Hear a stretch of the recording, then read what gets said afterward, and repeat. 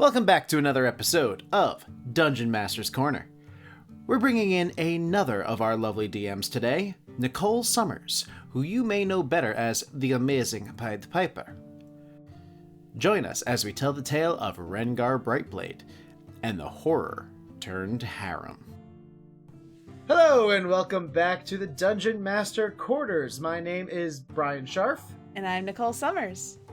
And today, Nicole is going to tell you of a wonderful one-shot that she ran for our Monday group.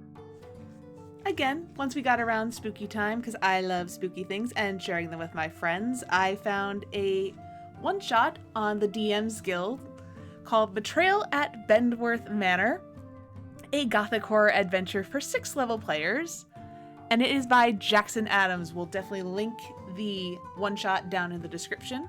Highly recommend it.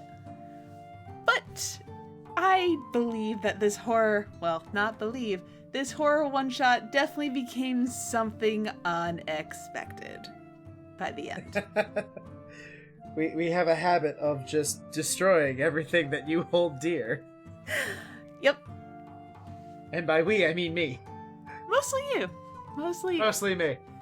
The other two, they were playing it pretty straightforward. We had an assassin, I believe, or ranger assassin. And was the other one a warlock? I think it might have been a warlock. He was definitely keeping at range, and I think he was a caster. Might have been wizard. I'm really forgetting Tom's character. I'm so sorry. It was sorcerer. Tom loves sorcerers. He was playing a sorcerer. This is true. I think it was a wild magic sorcerer because, again, one of his favorites. Mm-hmm. But this is about neither of them because they were standard one-shot D&D characters. Today is all about Rengar Brightblade, my dwarven monk, drunken master, who I wanted to play as method as possible. And he succeeded in playing it as method as possible. I would like to thank Matthew for the bottle of whiskey that he got me for my birthday that made all of this possible. So why don't you give us a little background on what we were up to? So basically, they were invited to figure out what the fuck was going on at this manor. And it ended up being like slightly haunted with different creatures. Somebody was doing experiments, and it found out that there was a coven of hags were actually causing part of the problem, and why this man cheated on his wife, which is why their souls couldn't pass on. And I think we got royally wrecked. Oh, there was a shield guardian. And like, I was our only frontline fighter. We had the ranger ranging, and we had the sorcerer sorcering, and then the drunken master running up and punching this big metal man to next to no avail. And like, I felt terrible. Like, I'm like, I can only really hit Rengar because he's right there. The others are too far. I would have to move an action move, and then by the time their turn came up, they're just gonna move away. So, like, the only way I can be effective as an enemy is to punch the thing in front of me. And I took my licks, and I tried to give them back. Mm-hmm.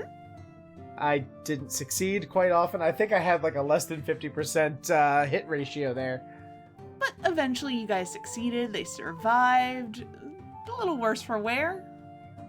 Yeah, we took a short rest. We did a little more investigating, and then the information about hags got dropped, and meta knowledge, we're sitting there going, one hag would end us.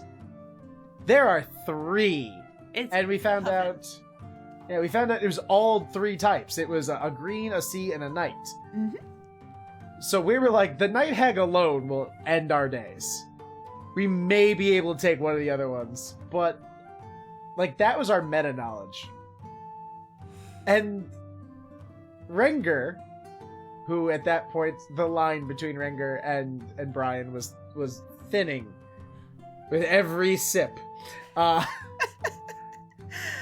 Rengar had a wonderful idea. And it was, well, these people are just, they're kidnapping bad people and doing things to them. Mm-hmm. Or at least they're kidnapping people and doing bad things to them. I mean, that's not really necessarily a bad thing. I mean, it's what prisons do, right? So... Yeah, and I mean, the method might be a little bit sketchy, but the result's the same. Yeah, and I think it's very clear at this point that none of us were playing upstanding characters. Oh, goodness, no. Maybe Tom, but I think the sorcerer looking at the monk and the ranger who are like, yeah, maybe if we offer to, like, lure in bad people for these hags and you know, strike a deal with them instead of, you know, dying in a fruitless battle against them. I think the sorcerer is probably sitting there going, I have like 2 spell slots left and you 2 could probably kill me if I turn on you, so yes, I agree with your plan. But I was hiding a bit of this plan from the rest of them because I wanted to see if I could manage it. We fought our way to the basement because there were other monsters and whatnot. And I went, alright guys, if this goes badly, back me up, attack, whatever you want to do. I'm gonna go talk to them. And they both thought it was a terrible idea. Because, I mean, why would they be willing to talk? That's a crazy... It literally states in the module that Brenna, one of the hags, is willing to talk if they are able to. George just lucky, I guess. But she's too old and too canny to be unprepared. So, like, she'll talk first. And then they'll fight. So I walk up, ladies, and it's like the ready to attack him, but what the fuck's he talking about? And I give the plan. I'm like, hey, so we get what you're doing, but the problem is, like, this place is decrepit. People are just gonna start sending adventurers down here. I mean, that's why I'm here. There's a better way. And I feel like I started to get somewhere with them with that. Yeah, we started. They're just like, okay, we're listening. Go on. And then there was like a level of, but you want to leave. We don't trust that. And that's when I was like, 3 beautiful women want to keep me around. How could I possibly say no? And I think that's when Tom and Matt were just cracking up because they're like, what the hell is he talking about? And I'm just sitting here dumbfounded that, like, I flirt with Brian's NPCs all the time. Monster. Yes, I am. But then you became the monster. You turned the tables and flirted with the coven of hags. I would like to remind the audience, Rengar is not a heartbreaker. He was not toying with them. He was a drunken master. The whiskey goggles told him that these were 3 beautiful women. You know. 3 beautiful, powerful women. You know, like the Sanderson sisters after they were woken up. You know. The glorious morning makes me sick. But I'm pretty sure, like, you had her roll against me. I did. I think each of them roll with their respective stats, and they absolutely, the thing is, you were also Rengar was being sincere.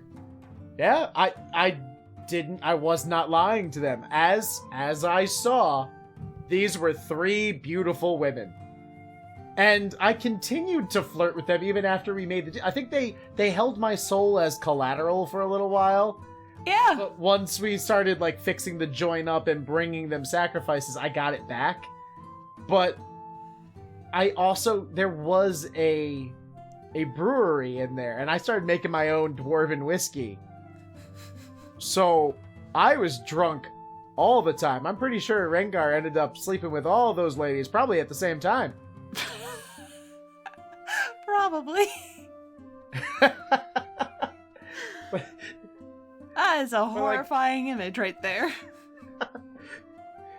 What do you have against short, hairy men? Oh, that's not...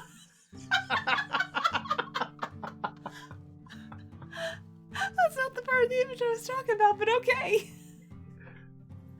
But, yeah, so basically, we just, or at least my own stupidity and drunken thoughts, were able to completely circumvent the entire the entire fight at the end, the big climactic battle.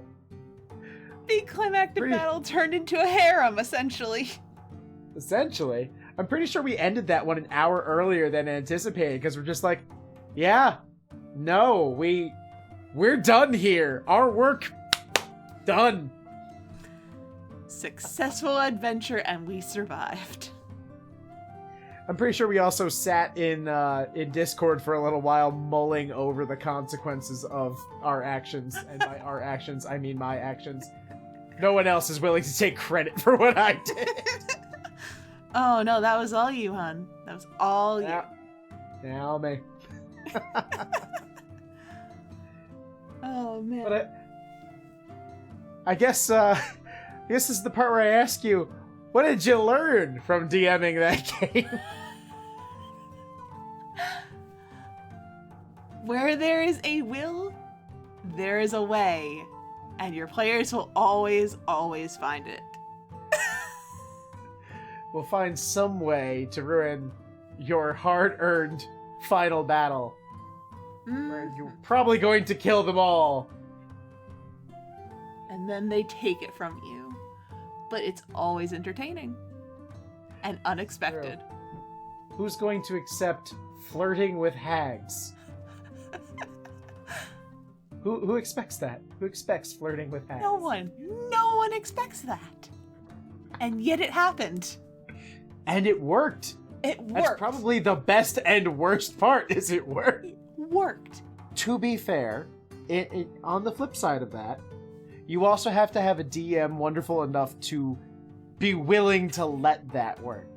I spoke about my other DM in a previous episode, who is that hardcore, 1970s D&D player. He would never have allowed that. He would have been like, nope, hags would not accept what you're saying. They know what they are.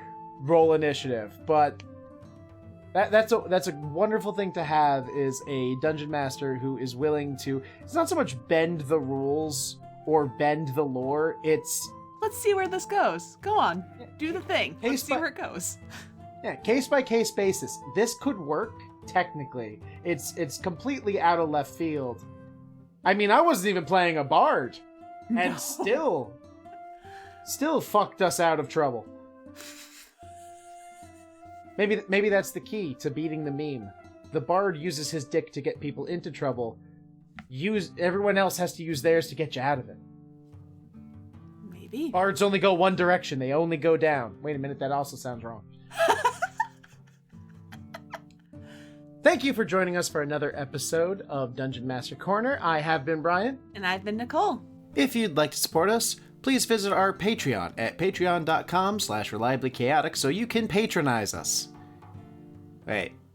Anyway, you can also drop us a line on Twitter at Reliably Chaotic. We would love to hear from you. And we hope to see you in our next episode. Bye! Bye!